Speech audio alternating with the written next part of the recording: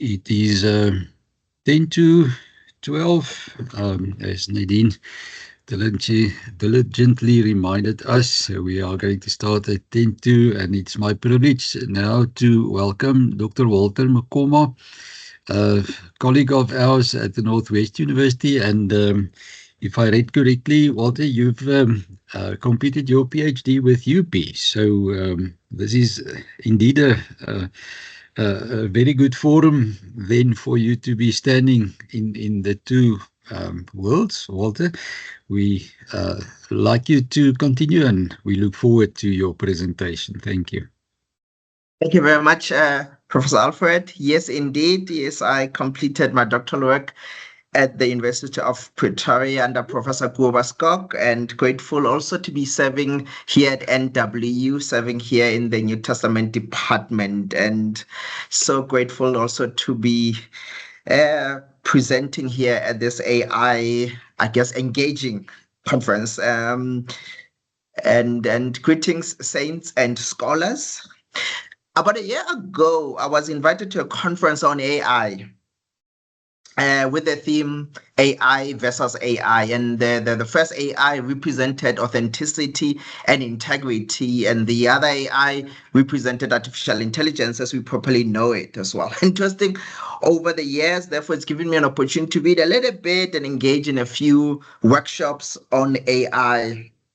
And just the last few months, I started writing a paper, AI versus AI, but I'm looking at the whole issue. I've had a few people have referred on the whole issue around the Imago Day, looking at AI and AI, which is the anthropological intelligence versus artificial intelligence as well. And what does artificial mean in light of the anthropological horizons we hold and as the Imago Day? And so this also gives me an opportunity to grapple with this very phenomenon of AI. And over the years, in dealing with different themes, I've preferred to take more what we may refer to as the dialectical approach. That at the same time that we can see these adverse outcomes that could come with AI, but I think there's also a lot of positive outcomes that have come with using AI. I think the first speaker, Professor early on, Ane, spoke about either it could one way be empowering or it could break us as well. And so today we want to deal. Let me just get my presentation. And today we want to dealing with how can AI help us to revolutionize our course design. But just as I just think about this topic, a bit of a broader framework, how do we incorporate different tools, start using things such as a notebook LM? And in the past few months, as I was designing the courses, having joined NW in the last year, it's given me an opportunity to redesign some of the courses in the New Testament that I'm involved with as well, add a bit of my touch, my feel as well. And that obviously has given an opportunity to incorporate these very AI tools in the process as well. Working from things like a notebook LM, then moving to Claude, using Napkin and Gamma, which is one of the tools I also used as I was preparing here. And we know that if we had more time, we would have explored most of these tools as well. But one thing that I really want to say, almost to preface this, is that as lecturers and people who are involved in the designing the courses, we have to be proactive and perhaps being in the forefront. And also grateful to Professor Enfer Verhoef on having given us the toolkit, that we are using to incorporate into course design. Hence, collaborating with Notebook LM in the course design process.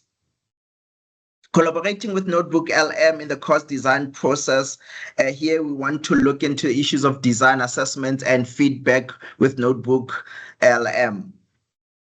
Another important reason why we encourage lecturers to use these AI tools effectively so that lecturers will continue to do the most important intellectual activity, that activity of reading, of researching, and reflecting critically as experts in the field, which is what sets them apart from students as well, because they've had the privilege over the previous few years to have engaged with authorities in the fields as well. So that when they engage these AI tools, they come already with a wealth of knowledge so that they can critically even read what AI is given, which students don't have. However, what this does as well, and I think the previous speaker spoke about, then it saves us time so that we can focus on the most important thing, that we remain experts as teachers in reading what's the latest in the field. Because even though AI gives us information, but that, like any other library, we can pick up books, but it's only when we start reading, researching, and reflecting on that that we can become experts and grow in that as well. And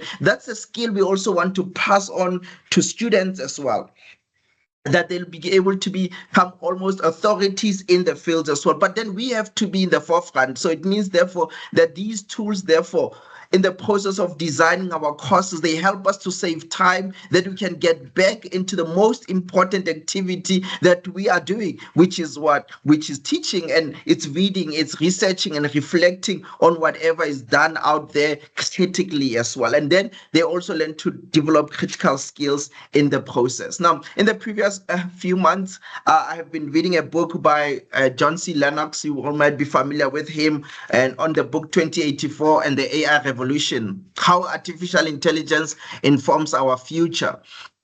And this text speaks to the need to grow in using AI tools, especially for research, for discernment and moral responsibility. And in the book, which is obviously a revision of the book he had written a few years ago, he notes that we shall need all the wisdom from above that God can give us in this AI age in order to fulfill Christ's directive that we should be salt and light in our society. And again, it's when we can spend time in this intellectual activity of reading, but also critically reading things so that we can pass on this critical aspect or critical skill to the students to be critical in their reading as well.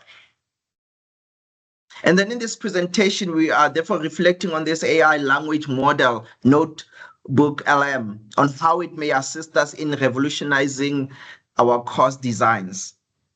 Three aspects we are looking at is design, assessment, and feedback with Notebook LM. And we will be using the case study of NTES 222, which is the course we've designed with the help of Sister Nadine and Brother Hannes as well. And I think they'll join us a bit later as we finish off this presentation as well. And when we refer to design, we're talking about how this tool can help us, number one, in structuring learning experiences, including how defining objectives, organizing materials, planning activities, both for the contact and the distance students, and also enabling us to get the important resources and aligning them with the goals we have or the objectives for the course as well. Because then you as a lecturer, you've had the privilege of reading before, you know who are the experts. So you're able to ask this AI tool about to give information specifically to the sources which you need. Hence, Notebook LM supports this in generating lesson structures. It helps us to prepare these study guides, but also it helps us, it's great in drafting lesson content and scaffolding. For instance, like you would know that, for instance, that you an expert in the field. Now, if I'm doing New Testament, I know that, of course, D.A. Carson is one of the experts. I know that Costin Becher is an expert. I know that De Silva is an expert. So, I mean, obviously, given the past 10 years, we had to get hard copies. So a lot of students may have to get ebooks as well. But we've read through these materials. So we know the authorities in the field, which students don't know. But then we're able to put them onto Notebook LM and be able to give us the mind map features, which will help us visualize concept connections, useful for curriculum mapping and module design. But secondly, also looking into assessment, which will be those methods that will help us as well in terms of evaluating the student learning whether this could be quizzes, the test projects, and open-ended questions. Now, again, if this tool helps us to do this, we save time so that we can get back to the most important activity as well, and then obviously getting back to feedback as well. Now, we know that this tool is a language module launched in 2023 and released in 2024. It is an AI powered research and note-taking app overview. So 3 things that we already started referring to or hinting on: that number one, it's an AI powered research assistant. Now, again, I think that for me is important, that we come in as experts in the field as well, because we've had the opportunity to read the authorities as well that help us to be able to synthesize the content in which we're finding as well, gives us that sense of versatility as well in the process as well. Because it is an AI language model or a machine learning system, it helps us to estimate the probability distribution over the project of designing the content as well. But moreover, we know that also it has all these different capabilities. For instance, it generates summaries.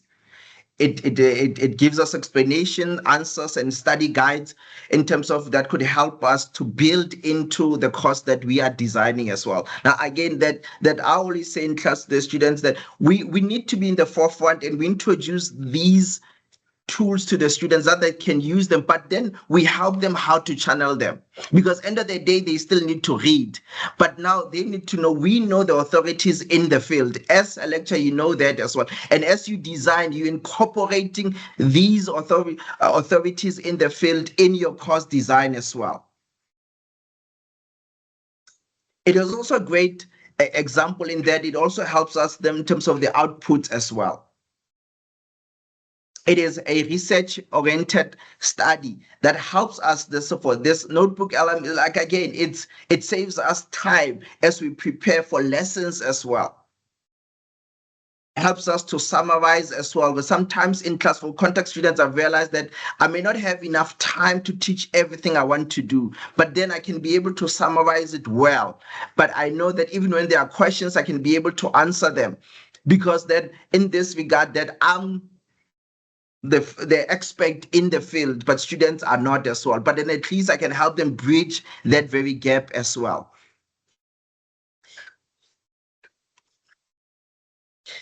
Moreover, we also have to remember that Notebook LM utilizes as a note-taking app. It helps us as well to be able to use what's out there. Number 2, it uses Google Gemini, and we'll get back to that. And it's important that, and I know that we've talked about a few speakers before, I've talked about those who are able to get the paid products and those that are free as well. And depending of where people are as well in terms of funding and all of that as well. But these sources are so helpful as well. But again, besides it being giving less hallucinations, but also you would know as an expert, you would know how, what it is it saying as well, and you've read all the important documents around the subject that you're teaching on as well. And also it could help as well creating podcasts, and we're going to give an example of this towards the end.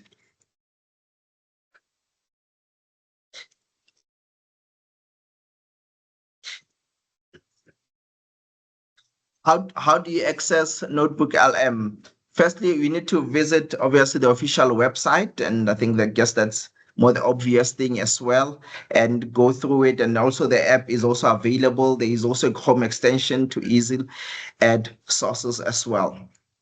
Also, be mindful that also Google Drive files that are important you can upload. Changes in the original files are not automatically updated, so manual to sync it is required as well. So again, you need to be involved in the whole process as well. And these are some of the files that you can import as well from it as well. But something that's very important that I really wanted to speak about, when you go into it, it will ask you to discover sources. And you can be specific as well in your search of this as well. And so you could be able to add things such as maybe you want to talk about number one, the file type. First topic of interest, the file type, and afterwards, perhaps like maybe, for example, you can say you want information from a Google Scholar. So the more specific you are, the better it is. And I think this has also been mentioned just before that as well. Then that we able to come through, because then we've read a bit. So we don't come like students, some of them would come maybe not having read much on the field, but as a lecturer, you would have read much as well. And so you become specific as well. And then what it helps you to get back into most important activity, intellectual activity, which makes us go back to reading as well. And again, this is just one of the examples as well. You find a page that looks like this as well, and then you'll be able to get into it as well. Just looking at time, a few things. So transforming course design workflow. Now, you need to upload syllabi, readings, and assignments and rubrics into a single notebook for consolidated access. Now, again, like with us, with our LMS, which you're using as well, you are able to design these things and incorporate them into your course. Secondly, be able to generate dynamic study guides as well.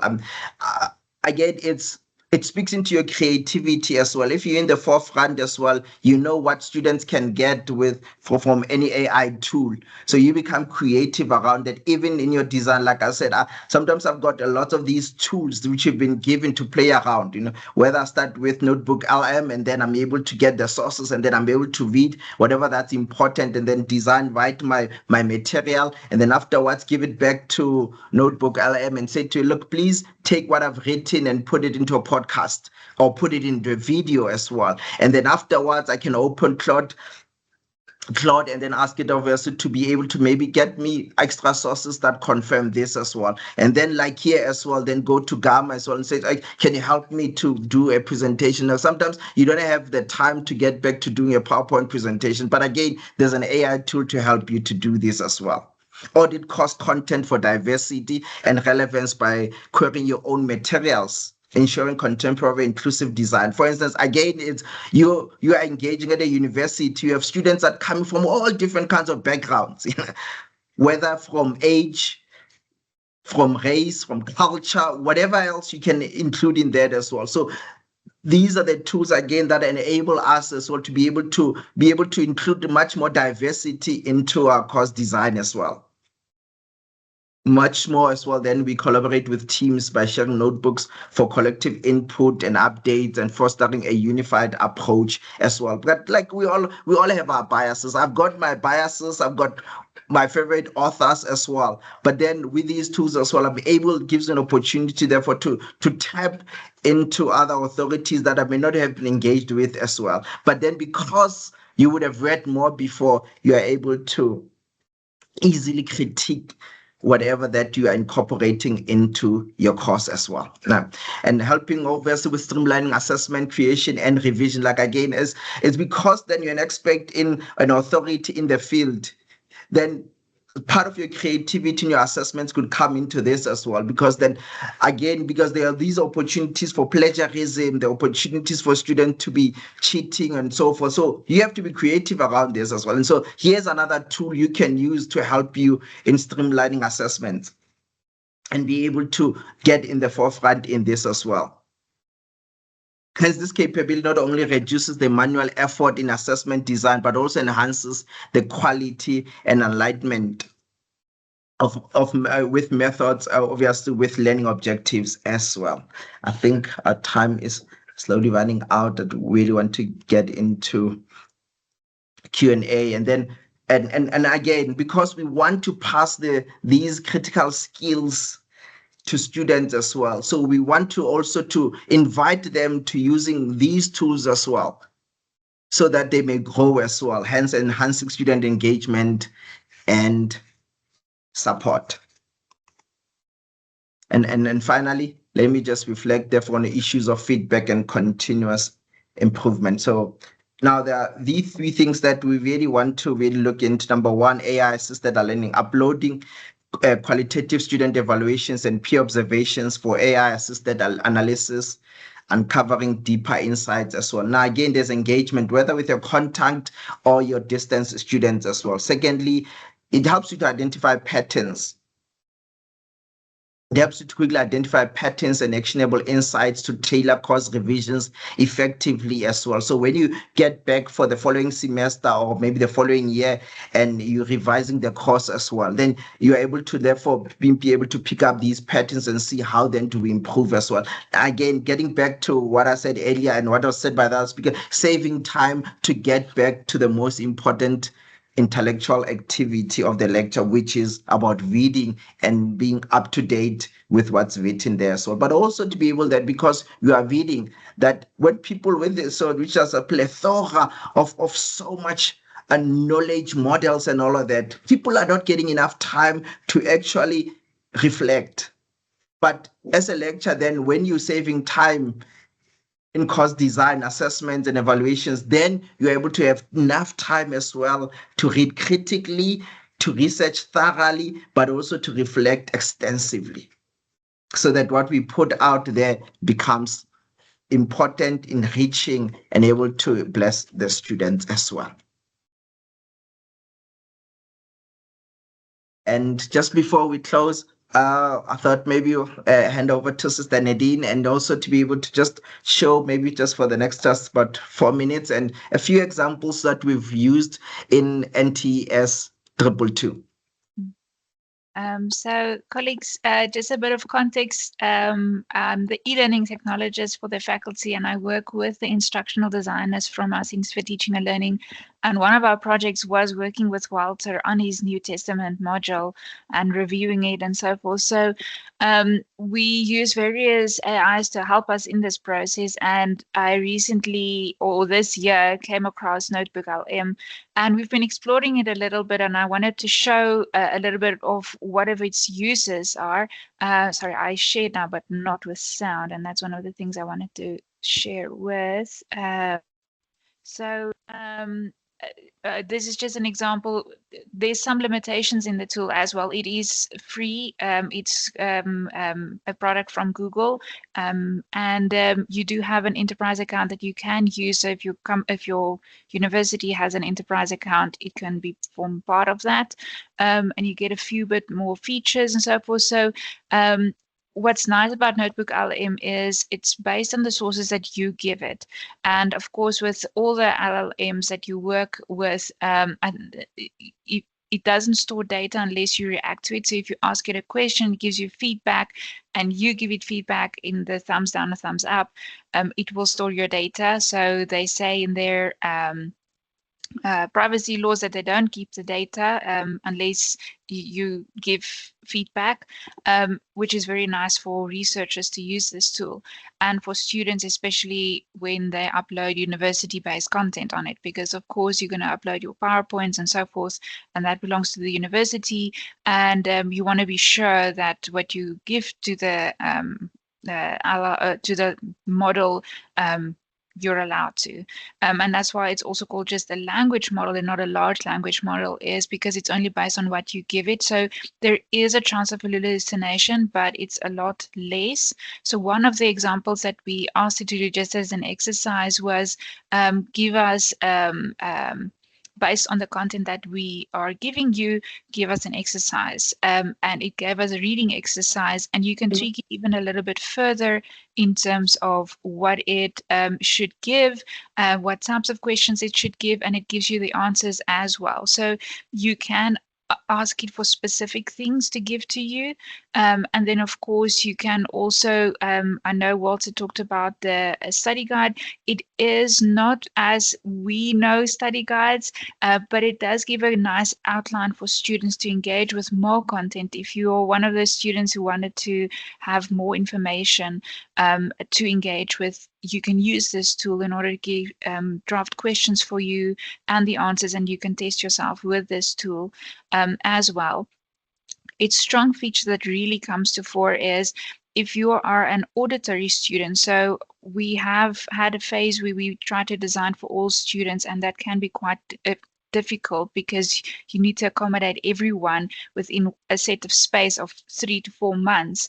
And this is really a platform where students can take a little bit of how can I say, they can take the learning into their own hands, where they can get the learning material from the lecturer. Of course, it is better for them to learn, but if you are auditory or you travel quite far in order to get to the university or travel quite often, you can throw it in here and it'll create a podcast for you if you choose it. With a bit of prompt, you can even make it very specific. If there's a large section of work, you can tell it only focus on these aspects, and it creates a podcast. And I'm just going to play it very quickly for you, just so you can hear what it sounds like.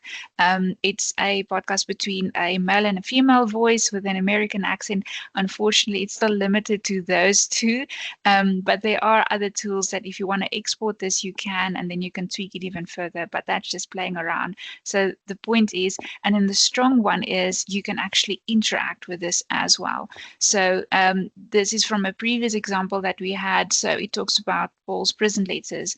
And so just to give a quick voice of what it sounds like. Now, when it plays, it might not pick up my mic for you to hear. So yeah, but I'll try to see if it can pick up my mic. Welcome to the Deep Dive. Today, we're really diving into some foundational texts. Foundational is the right word. We're talking about the letters Paul penned while he was imprisoned, and, well, the bigger story, the narrative. Oh, hey there. What's up? Hi. Will we also be talking about Paul's pastoral letters? Hello there. You're absolutely right to bring that up. Welcome. And you're hitting on a really important point. We were just about to connect all of that. The pastoral letters are a crucial part of Paul's legacy. And they really do pick up where the book of Acts leaves off, actually. Yeah. We're going to dive.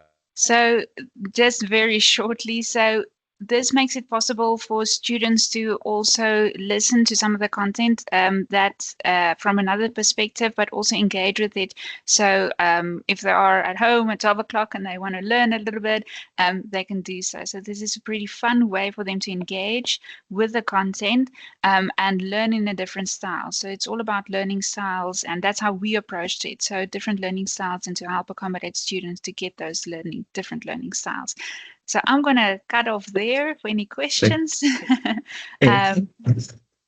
Yeah, if I may just add before you close as well, I think one of the things I always say to students, especially, we know that students' concentration span is so short, so we have to be creative. Now, introducing, I can imagine when a student has to watch a lecture of me teaching for 45 minutes. Goodness me, I don't know if they can survive that. But then if they can have me for 5 minutes, have somebody else with a different voice, and for another 5 minutes, and something else, can you imagine that creativity? Creates not only interest as well, but then can sustain them into incorporating more knowledge about the subject. I even use these as well, even for contact students as well. We incorporate this as well, not only for distance students, but also for contact students. But yeah, thank you so much. I think we're still on time with any Q&A. Yeah, thank you, Dr. Walter and Nadine, for also a very interesting and a helpful presentation. Colleagues, if I look at the time now, we've got 2 minutes window before we are going to give Prof. Jaco Beyers opportunity just to give us a few takeaways for today. So if there's somebody with a 1 minute question, Titus, I see your hand is up. You can please proceed. Thank you, Professor. I must admit that probably, I don't know whether my question will fall in the right place, but I'll try my best to ask, because that's the way I can ask such a question. Well, probably it's now, maybe to Professor Maqoma or any other. You see, the AI, the way it has come, from many pundits, it's like it's a very good tool when you wanted to work maybe in the for administrative purposes, for assisting some discharging of admin duties. I wanted to ask a question from spiritual point of view. You said you are in the New Testament. I assume you may also agree to respond to spiritual base. When we use AI on spiritual matters, my worry is that if I say to a certain depth, when we use from spiritual matter, like delivering sermons or things related to that from the spiritual point of view, is it not becoming another kind of modern day idol worship? In the past, we read in the New, especially in the Old Testament, people having graven image. They say, no, this cannot talk, cannot what. But today, we have such kind of idols. They can talk, they can communicate, but there is no spiritual, I don't know, the spiritual dimension in such kind of tools. All sorts of AI, you mentioned it. We call artificial because we are a biological intelligence or natural intelligence, artificial, created by biological intelligence. Now, are we not coming with another idol worship? I'm sorry if the question is out of context. I will accept. Well, Thank just you a very quick much. answer. So, Walter, luckily that question was for you, and Yes. you've got a minute to answer. Okay, great. Just a minute. Well, anything can be an idol, but I think it's how we can go to extremes as well. And I think, for instance, Psalm 24 says the earth is the Lord's and everything in it. So these things become neutral mediums, but how we approach them then can determine whether they could be an idol or a resource the Lord has given us to empower us to work well with Him as well. So I think it's how we approach it as well. And again, looking at it, because it's artificial, we also remember that the Imago Dei as well speaks about this anthropological intelligence God has given us, which therefore we are behind developing these things, because even in the same way, students therefore can be able to use these tools to grow in their knowledge of the New Testament, of the Bible as well, so that they can be better in their prayer life, in their meditation, in their disciplines, spiritual disciplines, whatever they can be. Now, again, it's anything can be an idol. Throughout history, there's always been an idol. So I don't think this one should stand out to become because of the intelligence that it's bringing forth. I think we could have a conversation further some other time. Thank you so much. Indeed. Thank you very much, Dr. Walter, for your brief answer. And indeed, colleagues, you are most welcome to engage one another also after the meeting via email or whatever platform you prefer. But in terms of the time now, I'm going to hand over to Prof. Jaco Beyers. Prof. Jaco, it's over to you for some concluding thoughts on this morning's webinar. Thank you, Jaco. Thank you. It's always dangerous to have the last say, because it might create the expectation that here's the final wisdom or the final answer, and that I indeed do not want to create. It is also dangerous because it might now somehow seem that this is, everything there is to say about that in terms of a summary. And the dangers, and that is what I want to avoid, is to repeat everything that we've said so far. I really enjoyed this morning's engagement, and really grateful for all of those who participated. I'll have a bit more on gratitude just now. For me, what stood out in our discussion was especially that it touched on how technology influences not only our teaching and learning activities, but also in terms of research. But then, of course, as well, also some papers touched on how technology can enhance our assessment activities. And for that, I'm truly grateful, because what makes this discussion so valuable is that it is specialized focus on theology. So in that sense, I think we really contributed to our experience in terms of how to do what we hope to accomplish. But I use the word to do without trying to emphasize that now we have been trained in practical way only. What I appreciated was the theoretical foundation upon which our deliberation took place. There was enough theoretical discussion, forming our thoughts on how we should proceed towards implementing these thoughts. So it was really a comprehensive, really an insightful morning in terms of thoughts, in terms of theory as well as practice. I want to actually go over to a next step in final remarks, and this is gratitude. I'm really grateful to its many people who have made this morning possible. Of course, first of all, Nadine has done wonderful work. She's really the enthusiastic driving force behind this webinar. So Nadine, thank you for your initiative, your hard work in this. Really appreciate it. Thank you very much for keeping us all together and keeping us on track, not only providing the platform, managing it, but also keeping us to our time limits. Thank you once again for your hard work on this. Besides thanking Nadine, also a word of gratitude towards the NWU, Professor Alfred in particular. Thank you. It's always nice to engage with colleagues across so many kilometers and realizing we are all working towards the same goal, training students in theology. So it's always nice taking hands in this. Thank you for being willing to collaborate with the University of Pretoria on this matter. Thank you for your kindness and friendliness and participation. I'm really grateful towards your assistance in this. My next word of gratitude is towards all our speakers. You've all seen the program. Thank you for all of those who were willing to participate. It's really wonderful to have these experts participate in this conversation from different angles. And I've mentioned not only from theory, but also practical indications. So really appreciation towards all our speakers who made this really a wonderful morning.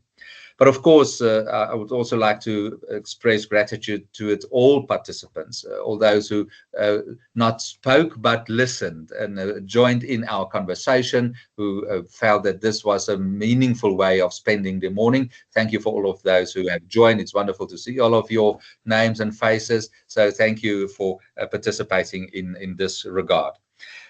I really think having an overview of what I've experienced this morning is that at times it felt like training. And for that, I'm especially grateful. I'm not an expert in the use of AI or technology, but I was grateful for those who went to very lengths in terms of explaining practically how to implement, use a tool. So thank you. I experienced that as training. But what was also very valuable to me was the networking that took place. And I realized that's part of what we will take away from here as well. We seen one another's names, heard one another's thoughts, and realized, but these are resources that we can utilize in terms of consulting, asking for advice. So that was really wonderful to have this moment of engaging on this level, creating a new network in terms of what we want to do in teaching and learning, as well as research. And as I've mentioned, specifically focused on theology. Now, last remark, I would like to invite all of you to please send us feedback regarding your experience of this morning. You can either send it to Nadine or me or to Professor Alfred. And from there, we will at least have an idea of where we can improve for future use or what was helpful. And even if you want to say, but what was not helpful, the feedback will be indeed very valuable to all of us. From my side, that was my remarks, and I hope you hear the emphasis is on gratitude to all of those who contributed to this morning's wonderful experience. Thank you. I appreciate it and enjoy this morning. Thank you for all.